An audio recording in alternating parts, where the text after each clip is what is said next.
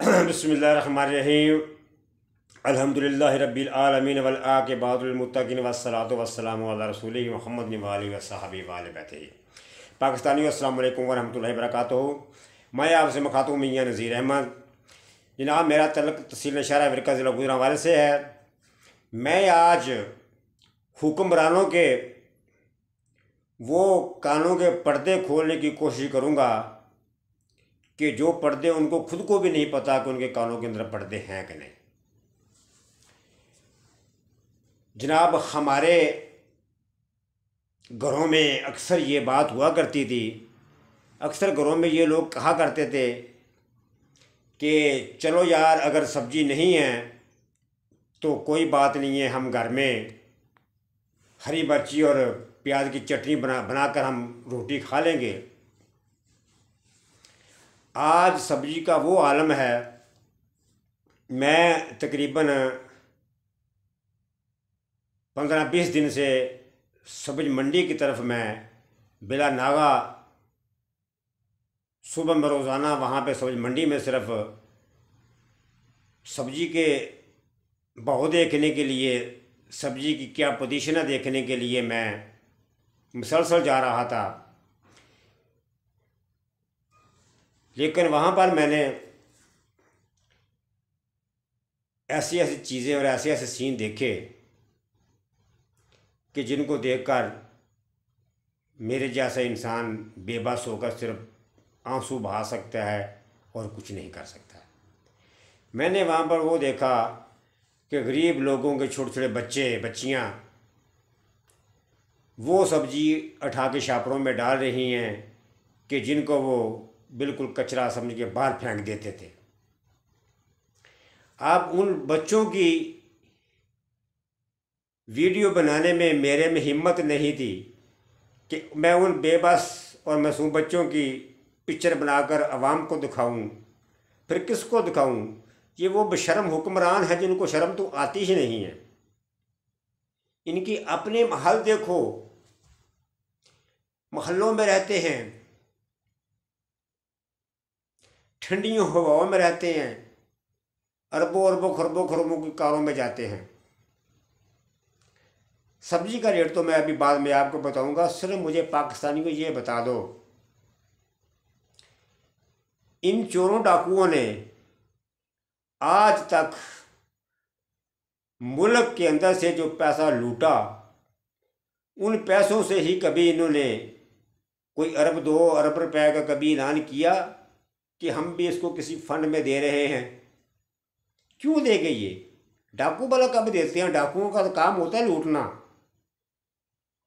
सब्जी जो हमारी आसमानों से बातें कर रही है, जैसे घरों में कहा जाता था सब्जी नहीं पकी तो कोई बात नहीं है, हम हरी मिर्ची की चटनी बना लेंगे, प्याज की चटनी बना लेंगे।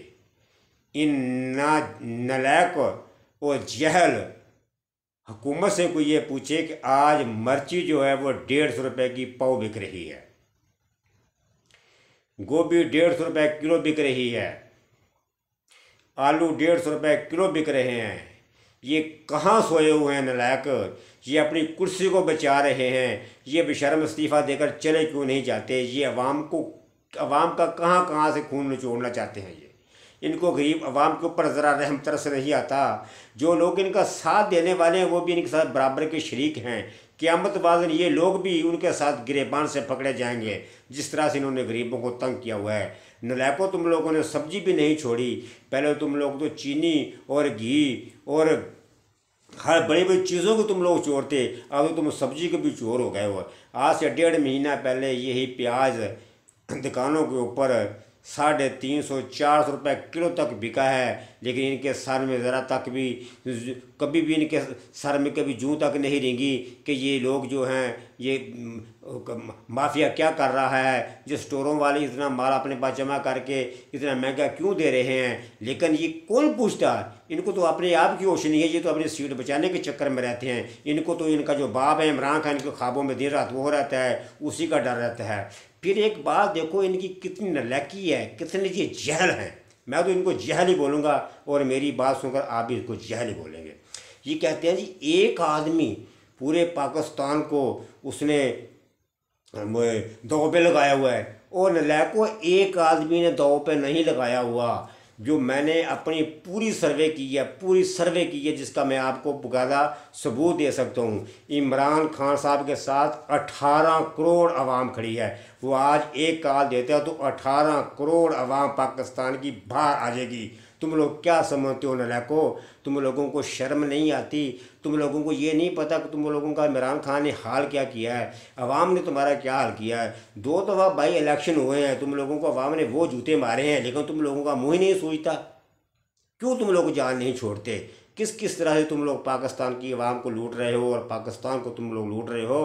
तुम लोगों को तो शर्म आ जानी चाहिए। एक वो मोहतरमा जो है, सोचने वाली बात है, उधर से सर पे इलेक्शन हो रहे थे, वो मोहतरमा किस तरह से अपने पता नहीं कहाँ की सर्जरी कराने के लिए कहती मेरी छोटी सी सर्जरी है, यहाँ पे नहीं हो सकती, वो भी बाहर भाग गई।